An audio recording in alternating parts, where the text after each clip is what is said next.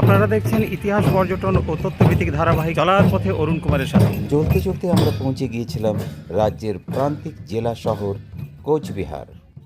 কোচবিহারের আনাচে কানাচে ছড়িয়ে ছিটিয়ে রয়েছে নানান ঐতিহাসিক নিদর্শন, পর্যটকদের কাছে যা ক্রমশ আকর্ষণীয় হয়ে উঠতে পারে। তো আমরা চলেছি এবার গোসানিমারির উদ্দেশ্যে। সঙ্গে থাকুন, দেখতে থাকুন। চলার পথে অরুণ কুমারের সাথে কোচবিহারের বিভিন্ন ঐতিহ্যসম্পন্ন কথা, এখানকার গুরুত্বপূর্ণ ঐতিহাসিক ভাবনা চিন্তা, সেগুলো আপনাদের সামনে আমরা তুলে ধরব। আপনারা আমাদের সঙ্গে থাকুন। গোসানিমারি নাগরিক মঞ্চ আমাদের রয়েছে, সেখান থেকে আমরা দীর্ঘদিন চেষ্টা করছি গোসানিমারি মা কামতেশ্বরী মন্দির কেন্দ্রিক, এবং গোসানিমারিতে প্রচুর ঐতিহাসিক নিদর্শন রয়েছে। আমরা জানি পাল ও খেন যুগের রাজবাড়ির ধ্বংসাবশেষ বা যা রাজপাট নামে পরিচিত তা রয়েছে, এবং 1998 সাল থেকে 2000 সাল পর্যন্ত আর্কিওলজিক্যাল সার্ভে অফ ইন্ডিয়ার তার একটি অংশ খনন করেছে। তারপর অজানা কারণে সেই খনন কাজ বন্ধ হয়ে রয়েছে। তো সেই রাজবাড়ির ধ্বংসাবশেষ কেন্দ্রিক প্রচুর মানুষ এখন বিক্ষিপ্তভাবে আসেন, কিন্তু সুনির্দিষ্টভাবে সুপরিকল্পিতভাবে আমরা যদি এগোতে পারি তাহলে রাজপাট মানে রাজবাড়ির ধ্বংসাবশেষ, গোসানিমারি মা কামতেশ্বরী মন্দির, এখানে রয়েছে খেন রাজাদের টাকশাল বা মুদ্রা তৈরির কারখানা, রয়েছে মাসানপাট, এবং এই খেন রাজাদের বৃহত্তর গড় চারিদিকে রয়েছে। মাসানপাটতেও আমরা সেই গড় দেখতে পাই। আমরা ডুমনির পাট বলে এখানে একটি জায়গা রয়েছে, সেখানেও সেই গড় বা প্রাচীর আমরা দেখতে পাই।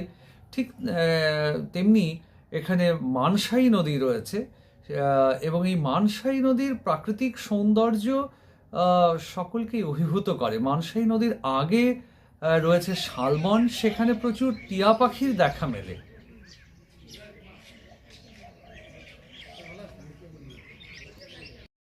তাই শালবনে একটি ডিয়ার পার্ক করবার প্রস্তাব আমরা অনেকবার সরকারকে দিয়েছি, কিন্তু এখনও সেটা কার্যকরী হয়নি। এবং এখানে রায়গঞ্জের কুলিক পক্ষী নিবাসের মতো এখানেও টিয়া পাখি কেন্দ্রিক কাজ করা যেতে পারে আমাদের শালবনে। আর রয়েছে যে মানসাই নদী, সেই মানসাই নদীর ধারে কতগুলো লেক তৈরি হয়েছে, স্পার দিয়ে ব্রিজ করবার ফলে কতগুলো ছোট ছোট লেক বা লেগুন তৈরি হয়েছে, যেগুলোতে ভাসমান রেস্তোরাঁ বা বোটিং এর ব্যবস্থা এসব করা যেতে পারে। এই সামগ্রিকভাবে গোসানিমারিকে যদি সাজিয়ে তোলা যায় তাহলে রিলিজিয়াস ট্যুরিজম, হিস্ট্রিক্যাল ট্যুরিজম, এই দুটোকেই কিন্তু সামনে নিয়ে আসা যাবে, এবং পর্যটনকে কেন্দ্র করে গোসানিমারির অর্থনীতি বদলে যেতে পারে। এবং এখানে পর্যটকদের থাকবার জন্য পিডাব্লিউডির একটি বাংলো রয়েছে, যেটা আগে ভাড়া পাওয়া যেত, যেখানে পর্যটকরা এসে ভাড়া দিয়ে থাকতে পারতেন, সেটা রয়েছে। এবং শালবনে বন দপ্তরের কটেজ রয়েছে, যেই কটেজগুলোতে পর্যটকরা থাকতে পারেন। সেই কটেজগুলো কোচবিহার বন দপ্তর থেকে বুক করা যায়, অনলাইনেও সুবিধে রয়েছে, সেখানে থাকতে পারেন পর্যটকরা।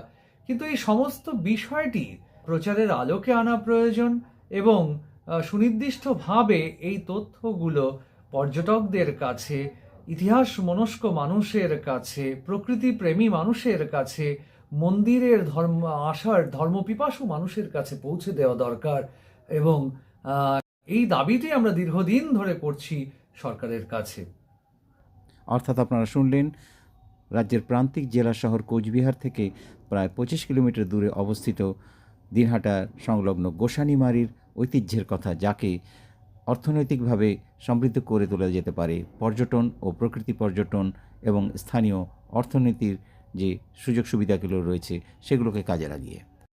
আপনারা দেখতে থাকুন চলার পথে অরুণ কুমারের সাথে। আমরা ফিরে আসব পরবর্তী এপিসোডে আরও নতুন নতুন কিছু বিষয় নিয়ে। ধন্যবাদ, নমস্কার।